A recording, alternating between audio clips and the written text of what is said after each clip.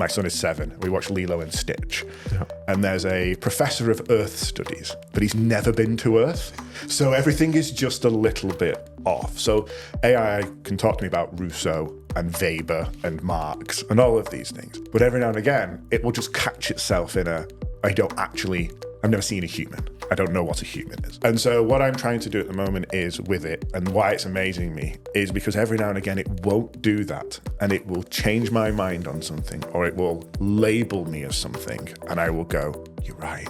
And I hate that you're right. But no, I don't think AI is going to control the world and everything in it, because I don't think we're that clever. I think we're kind of in the middle, and it will end up being somewhere in the middle. I think that's what we do. But also, there always has been pockets of rebellion in our nature and culture. We push back against the things that we don't think are proper. Would a AI running the country the world as a single government make better decisions than our disparate governments do at the moment? Yeah. Quite possibly, but there'd be pushback. Hi, I'm Freya. Welcome to the Skynet Chronicles, Business in the AI Age, the podcast that dives deep into the world where artificial intelligence meets business. Join us as we explore the latest trends, challenges, and opportunities in this ever-evolving landscape. From innovative startups to established enterprises, we'll uncover the secrets behind the successful integration of AI technologies. So grab a cup of coffee, sit back, and get ready to unlock the mysteries of business in the AI age. Good morning, Lewis English, and welcome. Hi, great to be here. So, business and charity consultant? Yes. What does that mean? So I was describing this the other day to someone. I try and make businesses a little bit nicer and friendlier, and I try and make charities a little bit meaner and a little bit more aggressive. Oh, I like that. And the reason is because the current situation for charities is that they're now taking on a lot of work that traditionally was done by government. So elder care, homelessness, all of these things used to be something that people would expect a local parish or national government to deal with. And they're now paying or not paying charities to deal with the systemic issues of things like lack of skills or whatever it might be. And so their charities now have a lot of power, and they have a lot of things that they can do to enable a better way of thinking, but they still treat themselves as a beggar. And they go, please, can I have some money? Whereas actually they should say, here's a problem, I can fix that, this is what you do, which is a business mentality. For a business with things like social value, things like procurement, with things like I can go on the internet and find out how bad you are as a company now, they need to be nicer, they need to be friendlier, and it needs to be real. So what I try and do is take both of those things and kind of swap them with the hope that everybody can be more equitable about what they can and can't do for and in society. So when was the last time you were excited by AI? I was excited by AI last night. So the reason is I love its infinite patience. I love the fact that I can just talk at it about anything, and it's super excited and it's incredibly knowledgeable. Do you talk to it or type? So I type mostly, but I have talked to it. I do talk to it. It depends on my mood and which way I'm particularly swaying. And one of the things I'm really interested in at the moment is the Simon Sinek way of doing things, of why and mission and values and all of that kind of stuff. That's been a core part of the business I've done for the last 5 or 6 years. I'm really interested in philosophy and what the difference between those core brands and actually what is a philosophy. Have you ever debated with AI about philosophy? I've debated with AI about so many things. It's one of my favourite pastimes. It's amazing because it knows almost everything. But again, my son is 7. We watch Lilo and Stitch. Yeah. And there's a professor of Earth studies, but he's never been to Earth. So everything is just a little bit off. So AI can talk to me about Rousseau and Weber and Marx and all of these things. But every now and again, it will just catch itself in I've never seen a human. I don't know what a human is. Yeah. And so what I'm trying to do at the moment is with it, and why it's amazing me, is because every now and again it won't do that, and it will change my mind on something, or it will label me as something, and I will go, you're right. And I hate that you're right, because I knew, and so that self-reflection I think is really great. And it comes with, the problem I have is that sometimes I need a better self-awareness, and I think people need a better self-awareness, because it will just keep going forever. It will just keep challenging me forever, no matter what I ask. It doesn't stop. Depending which model you use will depend how positive and encouraging it is. Yes. Would you like me to do this for you? That's a great idea. Fantastic. Well done. Yeah, you should do more of this. Yeah, and that's an issue with, and there's been studies, and I've listened to things about therapy and AI. And the idea is there's a reason why therapy sessions are 55 minutes, because you need to go and decompress, you need to think about things. So if you don't have that time to reflect, an AI will just go, that's great, and that's great, and it's almost improv in the way that it kind of yes-ands things. And so for someone like me, who is very self-aware, hopefully, and self-critical and self-understanding and aware of the limitations, I feel like I'm at probably a 3 out of 5 on that.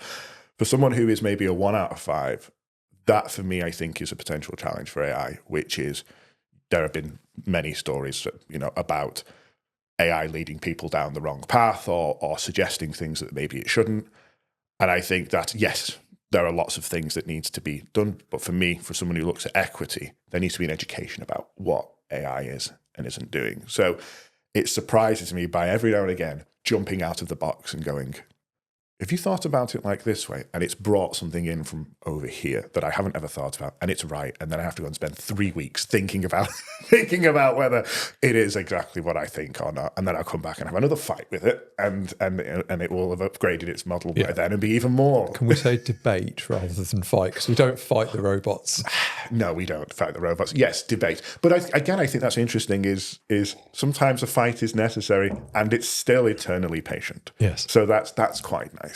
But yes, my instructions on my I use Claude mainly, is for it to be not combative, but not just to agree with everything, not to be subservient, not to be sycophantic. And that annoys me sometimes because I just do the thing. And that's what I love about it, is I feel like I'm part of an experiment. That's what surprises me most. And have you taken those same initial prompts and tried them against the different models to see what sort of response you get? I have not, because I love, again, this is why I'm a consultant and I'm not a project manager, is because I'm very much interested in the solve. I'm not interested necessarily in the long-term implementation. So for me, I use co-production. I love getting people involved. I love getting them understanding about how they can move this forward when I leave, because by design, I leave. Yeah. I don't want to be the lord and master of this. I don't want this to be Lewis's plan. I want it to be their plan. Yeah. So that when I leave, it's great. So the idea of going through and iterating, I'm interested in coming in, raising everybody up, putting in an amazing plan, and then opening my umbrella like Mary Poppins and just floating off to the next thing. I'm not an implementation person. So you make yourself redundant every time. So when was the last time you made yourself redundant? When was the last time I made myself redundant? So we are working with the Lincolnshire Social Outcome Partnership, and we're helping them with their brand. It's a new thing that is based on preventative health. So they believe that the way to solve massive wait times at hospitals is not to make more hospital beds, but it's actually to make people healthier in the first instance. I think that's fantastic. It's brilliant. Funny that, isn't it? Yeah, so they have tertiary, primary, secondary, tertiary care. Charities are full of jargon. It's horrible. I have to spend how many 3-letter acronyms does a business or a charity? 3 letters. 3 letters. I wish. I've seen 7. So yeah, wow. Yeah. So that's, and they say, and this is what I love about jargon, because I'm kind of anti-jargon. I always turn around and say, what does that mean? And only half the time do they know what it means, but they don't know what it means. Like radar. It's like radar's an acronym, but no one really understands where does the radio, and all of that. So for me, I don't want to run the website that they're building, but I'm helping them build the website. So I am making sure that I have all the documentation, and they're very aware. And on every proposal and on every invoice, I put, here's what's going to happen. Here's what you're paying for. Here's what you get. And here's what you're not. So I spent 25 minutes helping them get their hosting set up in their name, under their being paid for by their credit card, with no maintenance fees or anything from me, which is obviously, from my accountant would turn around and go, well, why aren't you charging them for that? Why aren't you upselling them that? And for me, I genuinely don't want to. And I'd much rather spend my time doing something positive that I like doing than getting a small amount of money. So every website I've ever built, every project I've ever been on, all of the core function is in the name of the person with them on the, and I've trained them to use it. And they know they can come and speak to me whenever they like, and they rarely do, because if the training's good enough, they will go and do it. Yeah, I don't want to manage a server farm. I don't want to have 100 domain names that I manage. And for me, it's not fair and it's not right. They've paid for me to do something and they should own it. So that's my slightly red socialist aspect coming through my business functions. So what are your favourite sort of charities to work with? So we're very clear about who we work with. We wouldn't work with a name charity, and what I call a name charity is a charity that has been set up in the name of somebody. And the reason for that is that is an incredibly personal thing and an amazing thing that someone has done. That something terrible has happened to either a member of their family or someone of the local community, and they've seen a problem and they want to solve it. My problem with that is they rarely grow big enough to need systems that I would want to implement. It's also incredibly personal for them, and someone who can be as challenging, and I mean that in both a positive and a negative way, to them to go, why are we doing it like this? How can we do it better? For me, that's turning around and saying, this thing, amazing thing you're doing is really positive, but here's all the ways it's terrible. I've done that in the past. It has worked, but it's always been really uncomfortable. And so I don't. So for my favorite kind of charities are social mobility charities. So getting more people doing better things. That can be anything from, a cancer charity wanting to solve something, or a local enterprise partnership, or giving back to youth, or whatever it might be. But it's the good people. Because I can't teach someone to be good. You can't teach someone to be good. But you can teach them how tax works. You can teach them how to properly set up a system. You can teach them how to talk to companies to get more money out of them and have plans and strategies in place. So the reason I love working with charities is because they're good by default mostly, but they usually didn't set up the business to be a CEO. Business inefficient, but good by default. Yeah. And I like what I call malicious good. So malicious good is doing something that might be perceived by someone as untoward, but doing it for a really good and ethically good reason. And what I want charities to do is walk into businesses or walk into council buildings and say, we do this, we have a plan, I need this from you, and in return you're going to give me this. So not turn up and dig a hole and then fill it back in, take some photos, put it on social media and leave. But you've got a HR department. We don't have a HR department. Let's do a knowledge exchange. Or we have this project that we've already set up and we know how it works, which is something that I work on. You've got a social value commitment from a contract you've got with Rutland Council or Peterborough Council. Surprise, congratulations. You found the exact person to deliver that. And you're going to pay us this much because that's how much it costs. Yeah. That conversation is so much better than for just £3 a week, or please give us £200 so we can do this. Going in a business sense, that's the way I think it needs to be, because fundraising doesn't really work as well as it used to. No, I mean, the businesses understand return on investment. So if it's phrased in a way that there is mutual benefit, then it's a far easier conversation. And from Project Rising point of view, I assume you do lots of socially valuable stuff, some of which is developed and some of which isn't. Would it help if a charity came to you and said, we know what we're doing, this is how you can help us? Or would you want a genuine conversation with someone first? So I like getting the genuine conversation and understanding the business, the challenges that they're having from a business perspective. But it is a lot easier from a scoping point of view if somebody comes along and says, this is the situation we're in now. This is the benefit that can be added by this happening. Can we work together to deliver it? So it depends. I mean, we've worked with charities over the years, and we've helped businesses that have sprung out of charities. And there is always a more challenging fiscal situation for them in the early stages. But the impact we can make is so much more rewarding. Yeah. And I guess and again, this is where I think that coming together is important. For them, they need to understand what you're looking for. And for that, they need to understand how a business works, which a lot of the time they don't, because the majority of people have been in the charity or been in the local economy sector for, forever. They've never been an entrepreneur. They've never developed. And what I find is really interesting is I've worked with people who were like that, who were these amazing entrepreneurs, and maybe later in life or have had 3 ghosts visit them in the night and say, you must do this I now. think that probably happens more often than people admit. Oh, 100%. And they have an entirely different, this is where I like to be adaptable, is they have an entirely different problem, which is they try to actually run a charity like a business, and they're incredibly ruthless and cutthroat. And you kind of go, no, you don't need to be going 400 miles an hour anymore. There aren't shareholders, there aren't this. That the stakeholders, not shareholders, are different now.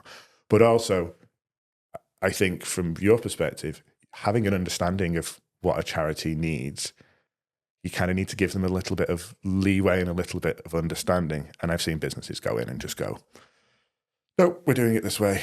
We don't understand what, there's a dismissiveness to it. And I think the Procurement Act 2023, which makes social value 10% at least of any public contract in terms of marking, makes charities powerful now. And I like, as someone who's brought up in Manchester, with unions and Labour Party cooperatives and all of that kind of stuff, kind of makes me happy that there's this bat that can now be wheeled at people that says, no, I'm the captain now. This is the way that it's going to go down. And I think that's really positive. I think it will be really positive going forward. Yeah, it will have far-reaching impacts, like many of the policies that are coming to law now in this country. Yeah, and I think what's really interesting is there's the way laws work in this country is upsetting in that they will say something really good and give no indication of how to actually do it.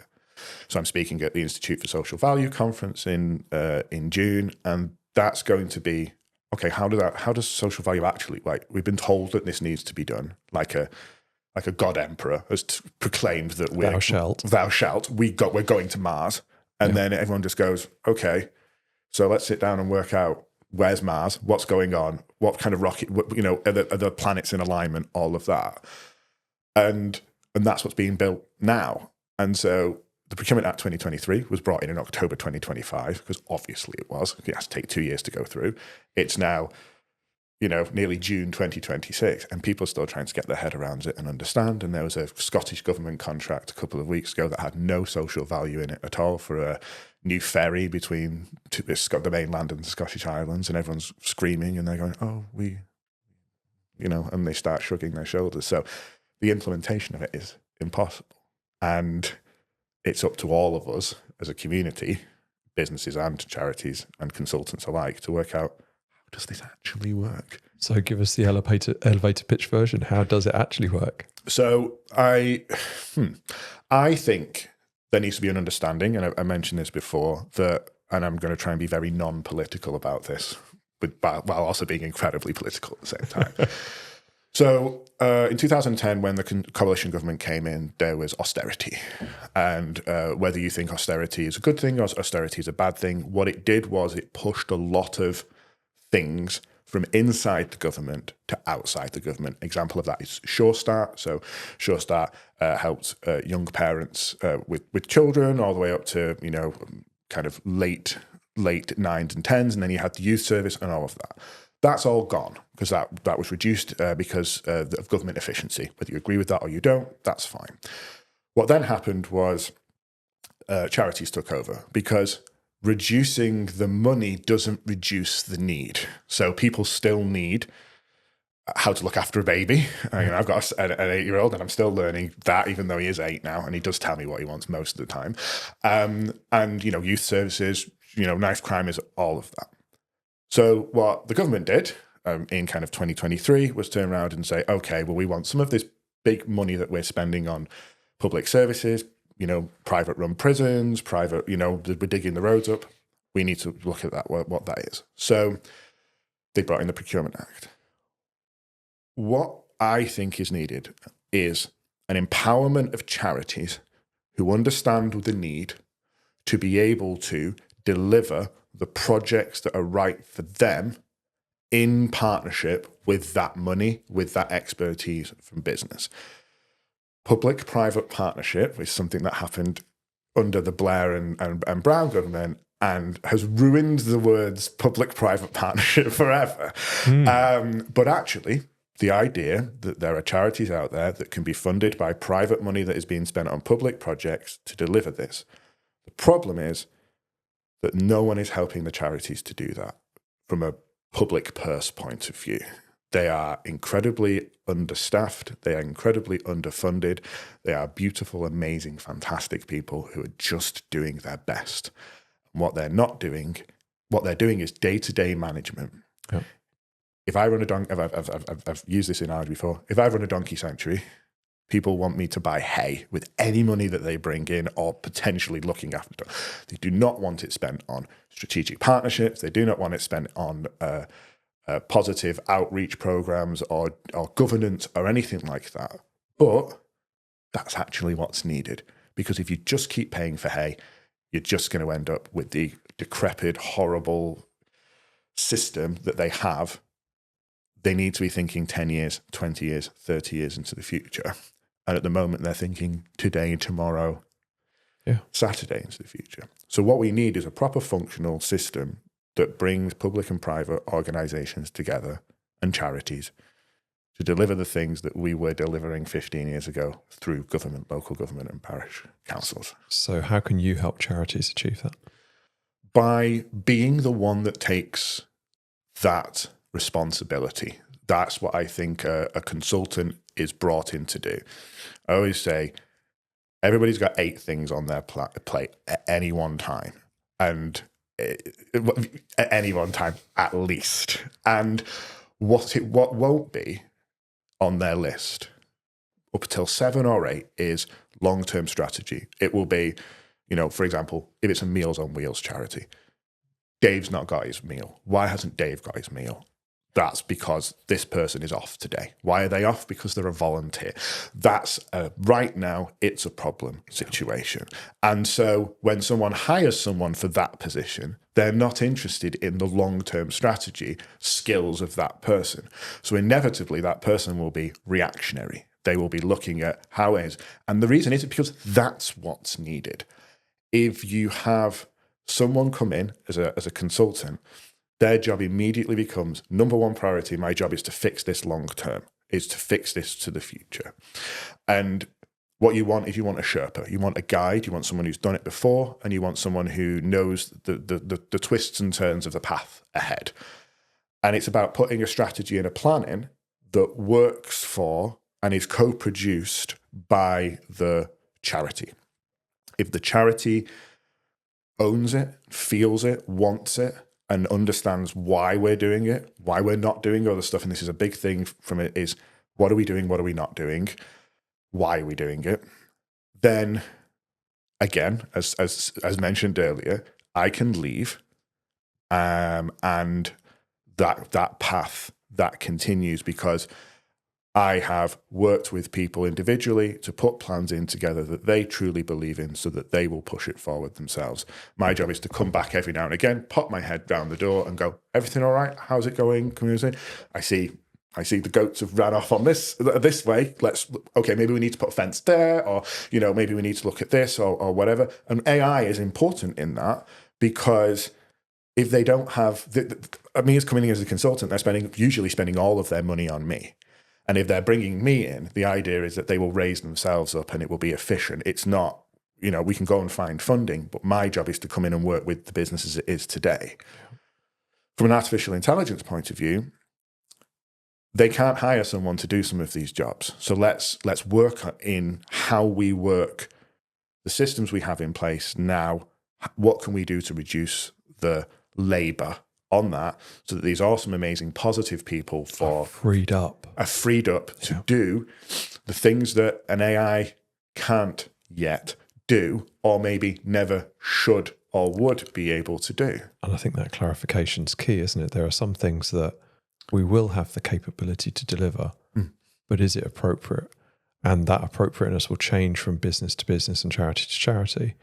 But understanding that actually these key functions are better delivered by the highly capable people we've got within the business. These repetitive admin tasks, they shouldn't be done by people at all. They should probably never have been done by people. It's just we didn't have the ability to automate them. And again, humans are really bad at looking what we've done before and learning from it. And if you look at things like Steam at one point was the fundamental industrial revolution change that was happening. Yeah. We don't have steam-powered everything now. And we've never had steam-powered everything now. Horses still exist, and then the car takes over. Now not everything is an internal combustion engine. We don't have, when a boiler is in our house, it's not an internal combustion engine, simply because. And the reason for that is the right tool for the right job at the right price for the right reason. Yeah. And I think what's happening at the moment, and I'd love to get your thoughts on this, is there are a lot of people that are seeing AI as a panacea, as something that can solve all things everywhere, forever, all at once. And I think there's a lot of stuff where I immediately go, humans will be required for this, humans will be required for that, because that's what compassion is, that's what emotional intelligence is. And I don't think they should ever be changed. And I think, there's a reason people still go and buy brilliant wood furniture that's been handmade and all of that. Do you feel that people are coming to you and saying, just solve this with AI, as if it's just turn a key? There is definitely some of that. There is some of, we want to do AI, what do we do? Well, what's the problems you've got within the business? That's what we actually want to solve. There are people in society who certainly think that it is a panacea, but I think if we're not retaining that human authenticity and relationships, then life's going to get pretty dull pretty quick. But there will be people that choose to buy at a commodity basis things that are delivered cheaply and quickly by AI and robots, and they won't worry about it. There will be others that seek out authentic, handmade. We grind these herbs by hand from the things that we've grown in our garden, and that will have a place. But I think there will be a huge split between commodities of assets and items and things that are human valued. There's a distribution of those things now, isn't there? There's everything from, Wish and Temu all the way through to, a perfectly, hand-carved over. Do you think that distribution changes with AI, or do you think it stays roughly the same? I think the distribution changes because I think the volume of the lower commodity that can be produced increases. And so actually access to the things that some of us have taken for granted and some couldn't afford will increase. And that will mean that more will be of the lower end of the price spectrum, but there will still be people that seek out beautiful handcrafted ornaments. And I think the joy in life will come from the human experiences that we have together. And quite often that might be watching somebody make something for you. I've got one more question, because this is something I was thinking about on my way up here. That's great from a user aspect point of view, but as someone who focuses very much on equity and equality and enabling and social, do you think that works at the top end? Because it feels like a lot of the people in control of the development and the pushing of AI are from a very particular higher economic class. Do you think it will ever become?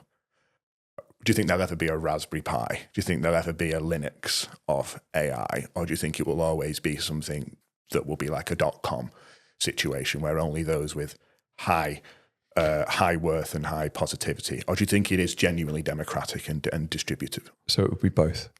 There will be companies that own high-end, highly capable services, and there will be open source, open weight models that you can run on your own hardware that are incredibly capable. So will people be able to have their own personal AI at low cost? Absolutely they will. And it might not be quite as good as the best-in-class model. Arguably it won't need to be, because they don't need to solve cancer. They don't need to discover new material sciences. They just want to plan and solve their house admin, in which case you can probably do that with something that's running on the computer chip in your fridge, ultimately. It's really interesting. Yeah, because I think the promise of democratization is always something that people push.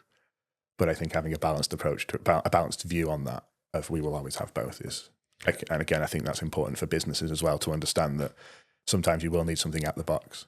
And sometimes you will need a giant warehouse distribution system specifically designed for you. The difference between those decisions is no different than the decisions you're making now. It's just about being informed and educated about what those decisions are. Absolutely. And I think we get approached currently by NGO type level companies, organizations rather, that can't risk their data being on US owned companies or US data centers. Can we still use AI? Well, yes. What is it you're trying to solve? And if you want, it can be on premises, in the office, on a device that sits there, no data ever leaves the office, and you can still be using AI capabilities to answer the questions you've got. It just comes from understanding what the constraints are, understanding what the requirements are, and developing the right solution.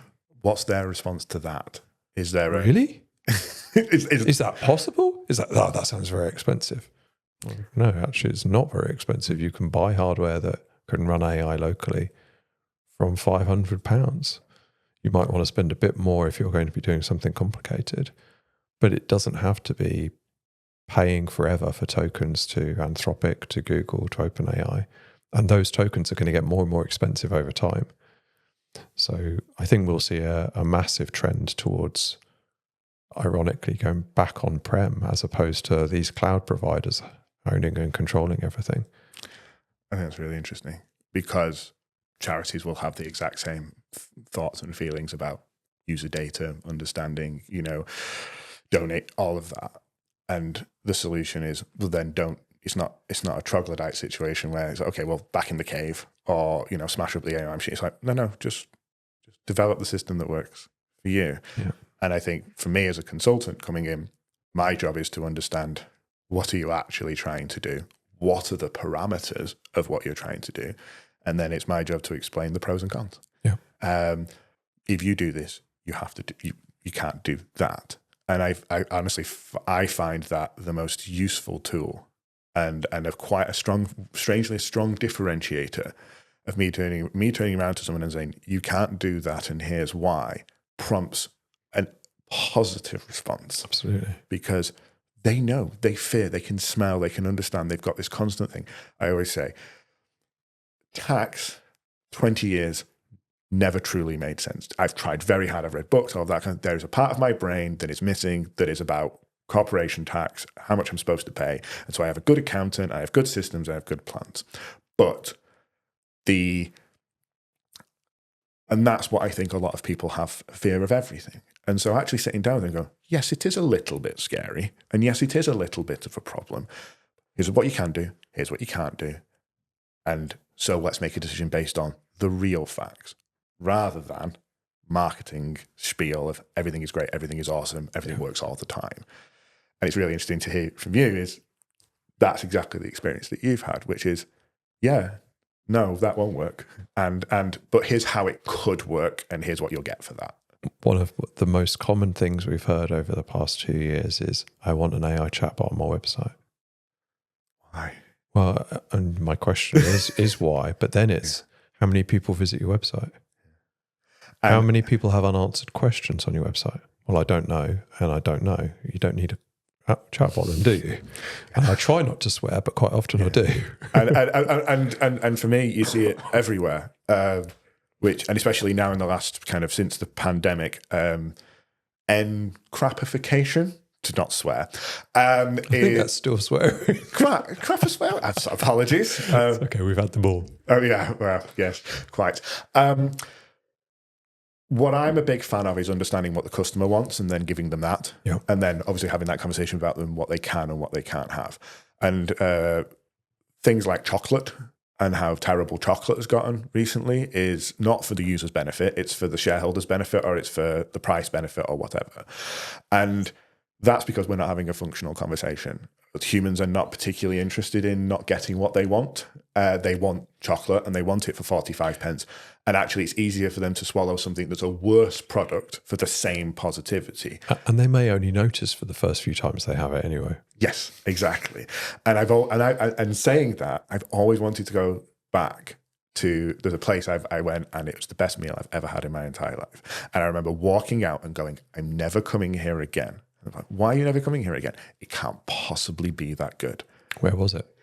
So it was at Chico in Walt Disney World Animal Kingdom, and it was beef rib, and it was the starter was this amazing kind of, it was Africa. It was an African restaurant, Pan-African restaurant, and it was like,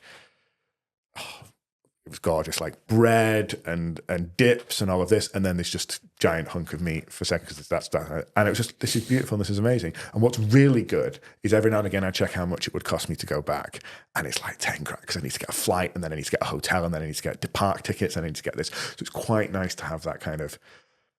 It's lovely, but I actually can't afford. And it sits there as that perfect memory. And there's so much more of the world to see anyway. Yeah, exactly.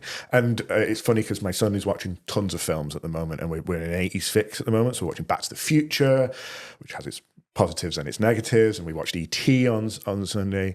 And every now and again I go, this film, the specific one was Short Circuit. Objectively, Short Circuit. One of the best films ever. Agreed.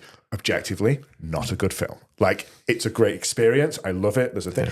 But it's objectively not a good film. My son loved it. He had a stupid robot where his eyebrows moved. That's all he cared about. And so I'm showing him worse and worse films because, like, I don't want to show him cinema because he's 7. So I'm just showing him progressively worse and worse things. And I think that idea, from a business point of view, is just make a thing. Make a thing, do a thing. It doesn't have to be perfect. It doesn't have to be great. Make Short Circuit, because otherwise someone will love it. And, someone won't, that for me is, don't try and ship the perfect thing. Ship a thing that kind of goes for it. And then, build version 2, build version 3. Well, and those perfect films that spend 10, 15 years in development still come out and they're rubbish. So yeah. Have you watched is it Cosmopolis? I've not watched it yet. It's horrifically bad. Really? Yeah, it's art. And I think if anyone describes cinema as art, they've lost for me. They've lost the plot. My favourite films are Hot Fuzz, Shaun of the Dead, because it's they made me, and this is a brilliant thing if we get onto storytelling, which I think AI is, from an interesting perspective, is storytelling is very simple. Promise made, promise delivered. Yeah. With Hot Fuzz, we're going to have a fun time. There's going to be police. Good jokes are going to be made. That's great. If halfway through it, smashed cut to the films they were talking about, like Point Break, which, by the way, is an insane film. I watched that a couple of months ago. Madness. Utter madness. From an AI perspective, it's promise made, promise delivered. And the promise is we're going to have a good time and it's going to do this very specific thing. If you deliver that, that's great. If you turn around and say, Francis Ford Coppola is going to make the most amazing film you've ever seen in your life. It's taken 15 years. It's cost £120 million, and Adam Driver's in it. Everyone goes, amazing. And then it comes out and it's terrible. That is a promise made, promise not delivered. Yeah. And that's all marketing is. That's all business is don't be perfect. Just tell people what it is and then do it. But that ship frequent thing, I mean, so many businesses have been killed by not shipping, haven't they? Oh, yeah, so I mean, trying to perfect. Yeah, and I've worked with companies where they've got 5, 6, 7, 8 million of pre-seed funding, and they're talking to me about runways. How much runway have we got? We've got 18 months left, and we've got this, that, and I'm like, what does the customer want? When is it going to be delivered? How are you going to sell it when you sell it? And they're like, oh, I don't know what's going on. We haven't got this. It's like, no one cares. Yeah. No one cares about version 1.3 versus 1.4. No one cares that SSL, XYZ. They want a good product that works for them that they're willing to pay for. Yeah. And if you don't know what that is, you're building for yourself. Again, us founders have an ego. Otherwise, we wouldn't have ever turned around and said, I can do it better. Strange that, isn't it? It is, isn't it? And it's an acknowledgement that every person who's ever started a business has turned around on its phone and said, like Bender from Futurama, I'm going to make my own space station with blackjack and other things. That's what business people do. And that's what charities do as well. Mostly these new charities that are being set up, something isn't working, something isn't happening. And then there's that little pinprick where you go, you know nothing. You know, one day he's like the guy whispering into the Roman emperor's ear, one day you will die. And it's like, yeah. And then that sets you free. But some people never get there. No. And I think there's a couple of people in the AI, very, very high up on the AI tree at the moment, that haven't got someone to turn around to them and go, for the benefit of the user, for the benefit of the growth of humanity and all of that. It's bicker in court about things that don't matter. Well, I mean, I still think that one of those people bickering is doing a lot of things for the benefit of humanity, despite their challenges. Talk to me about it. It's a fascinating thing, isn't it? The ambition to drive humanity to be interplanetary. Yeah, and I think what's really interesting is, and I've never met someone of the quality of Elon Musk in terms of quality of work, whatever it might be. I'm not saying quality of person or quality of personality or anything like that. Again, execution. So genius in one thing is never a genius in all things. And the main downfall of almost everybody is someone thinking that they're really good at one thing, therefore they must be really good at everything. This is why business people start running football clubs and all of that. And tragically, someone like Steve Irwin thinks he's tackled 1,000 alligators, gets killed by a stingray. It's a hubris. It's a thing. I think Elon Musk is probably the best person in the world at efficiency. That's what he's really, really good at. And what efficiency has many pros and it has many cons. But that's great. And that's really understandable, and I accept that that's what he is a genius at. But he doesn't understand, in my personal opinion, as much as he should, what else he's really good at. And what else he's really good at is being positive and forward. And what he doesn't seem to be very good at is listening. And I think he'd be so much better if he could just listen to other people. But he'd be different. And if he was different, which of the initiatives wouldn't have happened? If you'd have listened as starting a new car company to be told that there's no new company that's got out of, I can't remember the time period it was, but effectively no new car company had come in the last 30 years or whatever it was. If he'd have listened to that and gone, well, maybe it's not for me then. I'm getting flashbacks to my AI philosophy chat from last night, actually, which is I think you can run a company. So there's this idea that humans are either naturally good or they're naturally evil. And Rousseau would say that humans are naturally good and it's society that corrupts us. Whereas someone like Hobbes would say humans are naturally evil and it's society's job to control us. So these are two kind of wild things. And what you've just said is that sometimes I think we're all different, and I think, some people are good, some people are bad, whatever. But an instigator is rarely, a really effective instigator is rarely good. They are usually either amoral or immoral. And I think what Elon's doing, because what you've just said, there's no new car that's come through, Tesla's the first. How many new car companies could you name over the last 10 years that are nothing to do with Elon, but have been driven by the push? BYD, China, all of those. Nothing to do, but probably wouldn't have happened without it. And and so no one is ever truly good, no one is ever truly evil, but humans will expand. Yeah. And so sometimes you need someone. But then the problem is much like again, to quote the Matrix, much like a virus, how long do you let the virus run? Well, this virus experiment's been running for, 10, 12,000 years? Yeah, and we're still here, just. Yeah, and that's a philosophical thing in and of itself, which is, we've always done it, so should we just keep doing it? Like this idea of we'll just solve climate change in time.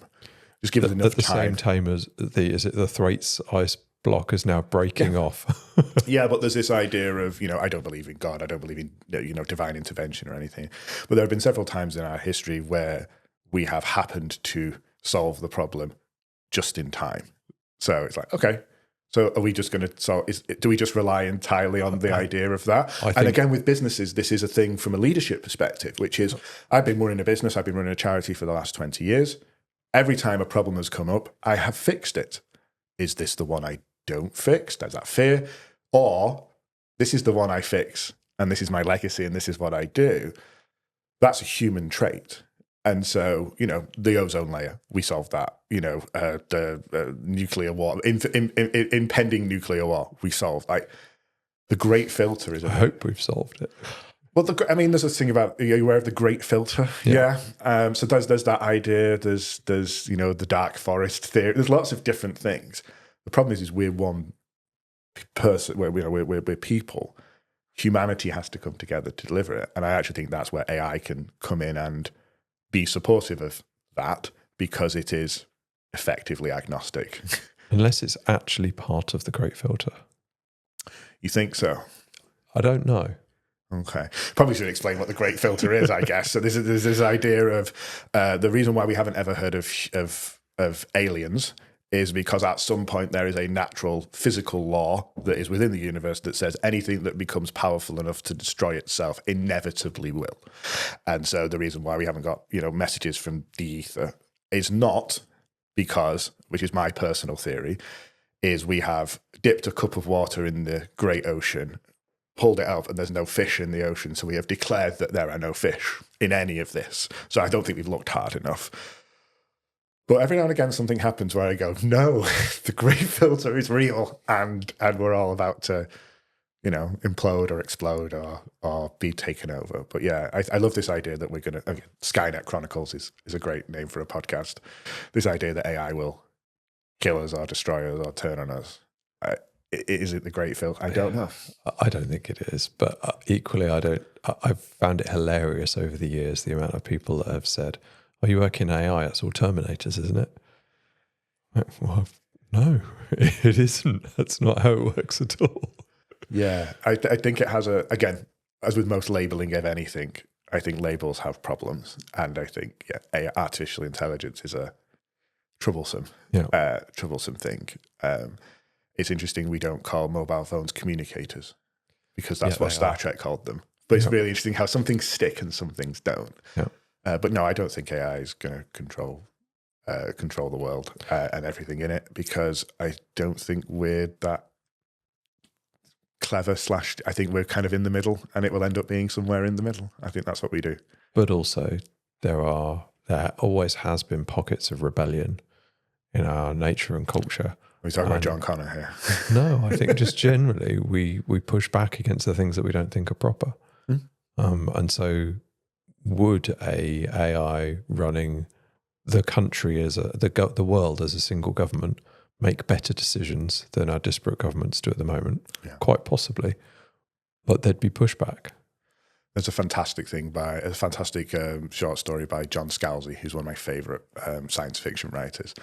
And it's the exact premise. So they launch an AI probe into space, and as soon as it gets out of range, it immediately terminates connection and goes, "I know what I'm doing. I'm going to do this myself."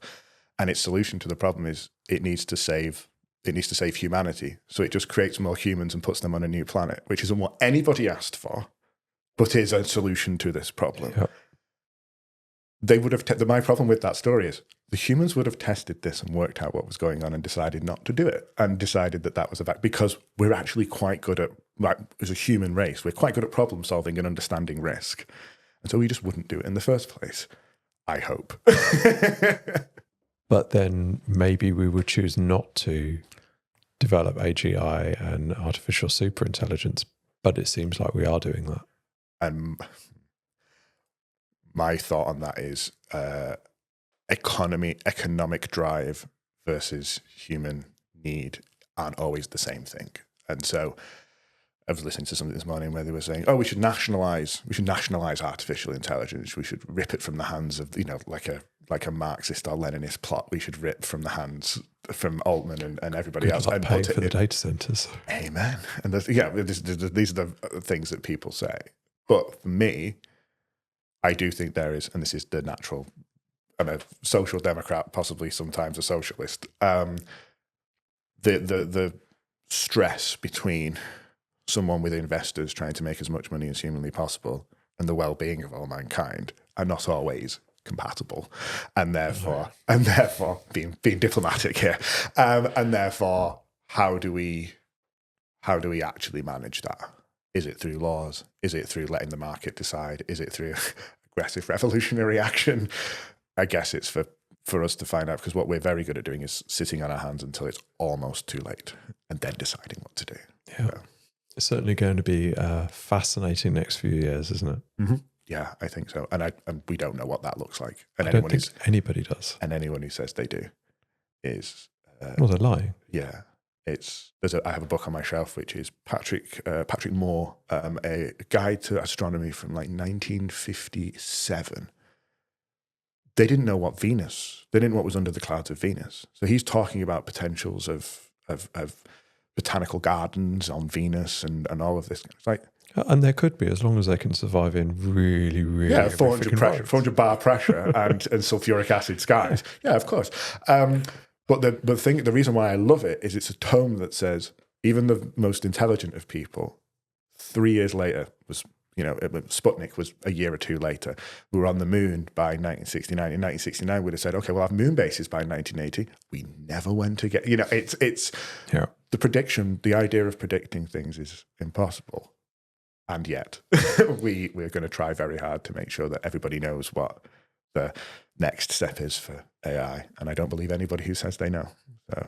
No, I don't. And all of these forward forecasts come with, it could be this, could be this, could be this, could be this, and we don't really know, but we want it to lean towards these. Yeah, and I think it puts a certain deterministic kind of thing, which again comes back to the naming, like artificial intelligence. It has connotations that maybe aren't applicable or are restrictive. Yeah. And so when I'm a consultant in the naming of projects, the naming of things, and I think it was really interesting, the guest you had on from Rutland, it was the Rutland Future Conversation is what it ended up being called. But it was initially called a 50-year plan. One of those sounds much better than the other. One of those is more inclusive than and so the mere naming of things is super important as well.